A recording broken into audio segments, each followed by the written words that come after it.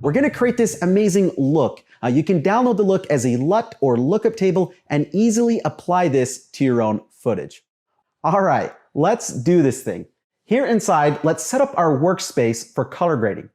We'll choose Color Workspace, and that will bring up the Lumetri color tools. Whoa, Professor Harris, going to jump in here real quick to say that this is the 2020 version of Adobe Premiere Pro. He's got the different, the navigation bar for the different editing setups here at the top.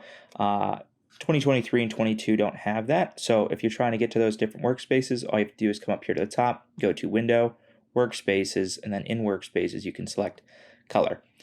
If you're not seeing these three windows, you can right-click in here and you can do Vector Scope YUV, Parade RGB, and Waveform Luma, and then you'll get what he's got pulled up there. Additionally, if for some reason you're not seeing basic corrections, you can just select it here on the side. There's these different tabs. We got wheel colors, matches, but basic corrections here on the side. So under Lumetri color. We'll choose Color Workspace, and that will bring up the Lumetri color tools. In the top section, we have the scopes, we have the program panel where we see the clip we're currently working on, and the Lumetri color panel here over on the side where we can perform our color grading. It's also worth pointing out the effects control panel where we can do some other things, including adding and tracking color masks, but more on that in a bit. Before we jump in and start grading this thing, let's discuss basic terminology for how we define color. The three basic terms that we use to define color are hue, saturation, and luma. Hue is the name we call colors, saturation is the intensity or vividness of a hue, and luma is the brightness or shade of hue. It's also important to know how to read the scopes, which can be super beneficial. If you're in the Color Workspace, the scopes should appear, but if not, just click on the Lumetri Scopes tab. The three scopes I always use are the Waveform, the RGB Parade, and the Vector Scope. The Waveform lets us correct for exposure. If I overlay an image on top of the waveform, you can see that the trace, the stuff you see here, actually corresponds with the image of the girl dancing. The RGB Parade scope is helpful for correcting white balance issues. It reads similar to the waveform, other than it's broken out into the individual color channels of red, green, and blue. With this scope, it makes it easier to spot imbalances if either the image is too cool or too warm. How that will show is one channel elevated above the other. The vector scope corresponds directly with the color wheel, and I've overlaid it here for convenience. It shows what colors are in the image as well as their saturation. The further the trace extends from the center of the scope, the more saturated or vivid the colors are. Here's a simple but powerful workflow for color correction. We first correct the exposure or brightness of the image. Second, the white balance or color temperature if there are any issues. And lastly, the saturation by either increasing or reducing it. This will make more sense as we actually do it. Let's first make a correction to the exposure of this image using the Basic Correction panel. Now, if you look at the controls in the Basic Corrections panel, you'll see controls for highlights and shadows, but also for whites and blacks. Lumetri uses a terminology that's slightly different than other grading applications, but here's how the controls work. The blacks control adjusts the darkest parts or the very bottom darkest point. And the whites control adjusts the brightest or the very top of the image. Now the shadows control affects the tonal range between the shadows and the midtones if say you want to recover or darken detail in the shadow areas. And the highlights control affects the tonal range between the highlights and the midtones or the upper part of the image if, say again, you want to recover or brighten details in the highlight areas. We'll adjust the shadows first with the blacks control while watching the waveform. We want to bring the trace and the shadows down until the darkest parts of the image sit right above 0. Then we'll bring up the highlights with the whites control so the brightest parts of the trace sits right about here near the top.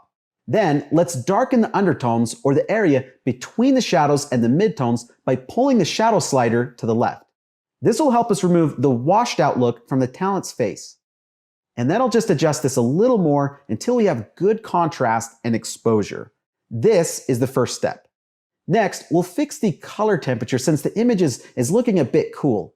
Looking at the RGB Parade scope, you can see that the blue trace is elevated above the red and green. Our goal is to neutralize or white balance the whites, and we'll want to find something in the image that is white. In this case, we're going to use her sneakers as a reference. Now, we can do this manually with the temperature and tint sliders, or we can save some time and use Premiere's Auto White Balance selector. To do that, we just need to select and click on the white part of the image, and voila! The temperature and tint sliders automatically move to white balance the shot, and the traces are aligned in the RGB parade scope. Now, if for whatever reason we're not happy with the result, we can still manually adjust those sliders to our liking. In this case, I think we can warm up the image a little bit.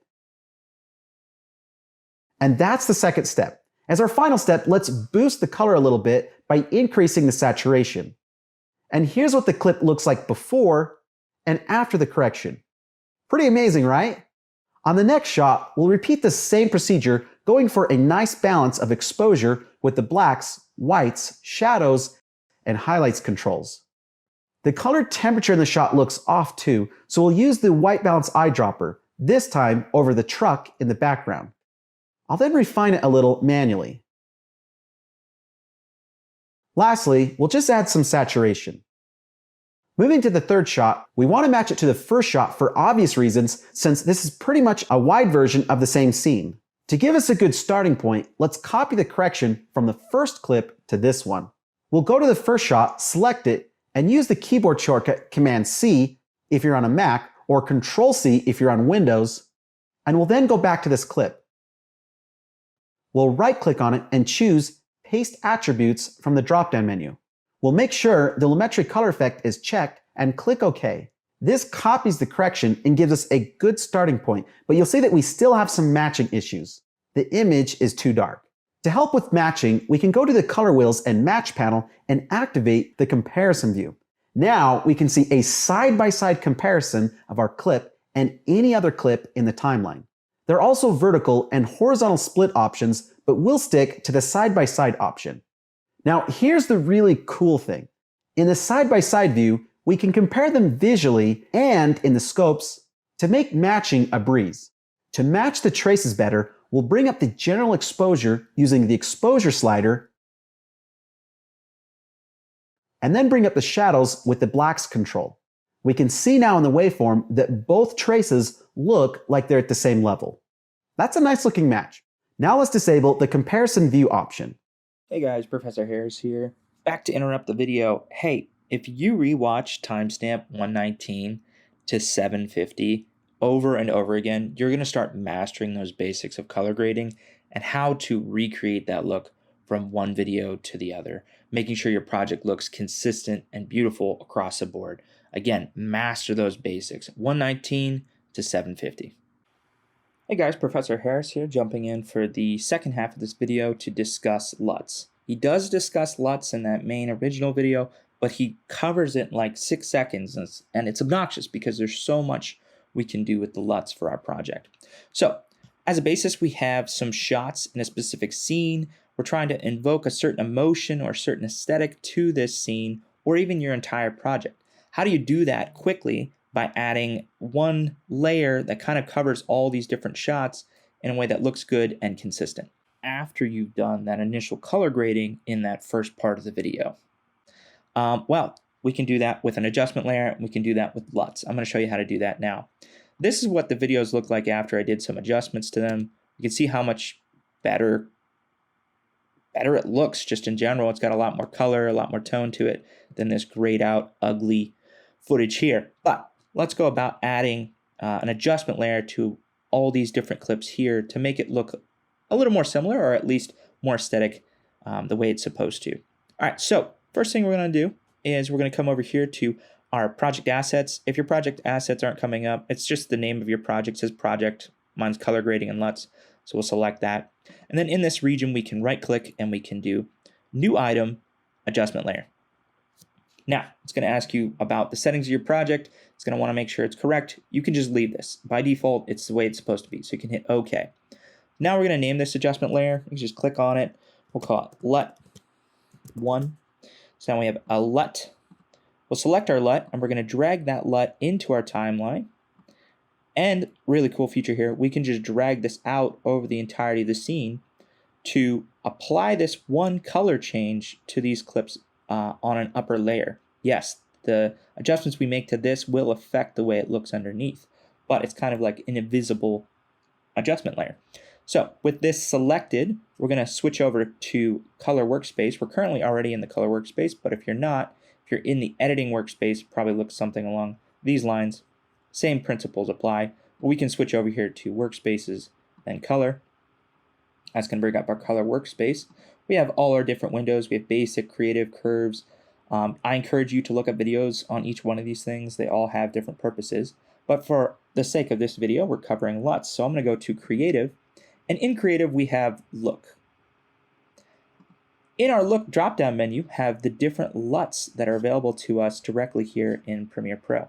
So I can select this one, and we can see that changes the visual aesthetic of my project. Again, making sure I'm selected on my actual adjustment layer, my LUT 1, that's where that's going to get added. I'm going to hit Command-Z because I don't necessarily want that. Instead of using our drop-down menu, we can use these arrows here, and we can scrub through the different styles. And if you like one, you can select it, and we'll make that change onto your adjustment layer. Super easy for adding that cinematic style, that color grading, that quick, fast color grading to your project. Let's say we have one with high intensity and you go, ooh, I don't want that. That's clearly blown out and the shadows are too dark. We have an intensity slider here on the underneath. You can just slide the intensity down and get it to a point that looks a little more reasonable and good for your project. So now you're asking yourself, Professor Harris, is it really as simple as scrolling through this list and adding colors, different colors to our projects, and increasing and decreasing the intensity of it? Yes, it is quite literally that easy. But I encourage you to go through the steps of color correcting it the way he discusses at the beginning, or the way that we discuss, this guy and I discuss at the beginning of the video. Get used to correcting the footage in a way that looks best for your project. And then from there, you can decide, how do I want to add maybe more effects to this project? And that comes with, again, adding that adjustment layer and changing the aesthetic or the look of your video. And you can add as many adjustment layers or make as many adjustment layers as you need. We can create a new one here, new item, adjustment layer. We'll say OK to that. Rename it LUT 2. We'll drag this LUT 2 to our project, hover it over, slide it across. And now, boom, let's just say this was a different scene in a different location. We could go about selecting this and scrolling through our LUTs. If you want to, you can use the LUTs that I provide in the description of this video. I scoured the internet and found a bunch of free LUTs. Let me show you them here. We've got we got 70 here, 48 here, and I think another 7 here. But what you see is these .cube files. It's these .cube files that are the actual LUT. So if you want to apply a LUT from one of the 70 that I found, you can use this drop down. We'll go to Browse, and then you'll navigate to, this is on my desktop, you'll navigate to where those LUTs are, and then you can find those .cube files. Select any one of them and hit Open, and then you'll get that LUT added onto your project. And again, we can come over here with our intensity slider, decrease it so it doesn't look so blown out. But I highly, highly encourage you to get familiar with these adjustment layers and to add LUTs to your project that are going to enhance the overall visual style of the project. Sweet. Additionally, if you didn't want these LUTs on your project, or you decided you fell out of love with the way that they looked, you could just select it and hit delete. It's literally that easy. Select it with your mouse, and then you can hit backspace or delete on your computer, and that'll remove it from your project. Yeah, and I highly encourage you to make alternate saves of your sequence. So let's say I have a visual style here going, I've got a nice LUT, I've got a nice look. What I can do is I could come over to the sequence that I'm currently in. I am currently in sequence 2, and you can right click this and do duplicate, and that's going to make a duplicate of that sequence. Make sure you're naming your sequences. So for instance, we could call this wood version 2. So this is the second version of my sequence, my second sequence, where I'm working with, it's not me in this video, but where my talent is working with wood, but I've added different color grades to change the visual style. I think that's everything. If you guys have any questions or you need any help, we're going to be in class tonight working on this, and I can help you there. All right. And if we're not in class, feel free to email me or leave a comment on this video, and I can help you there as well. All right. Have a good day, guys. Bye.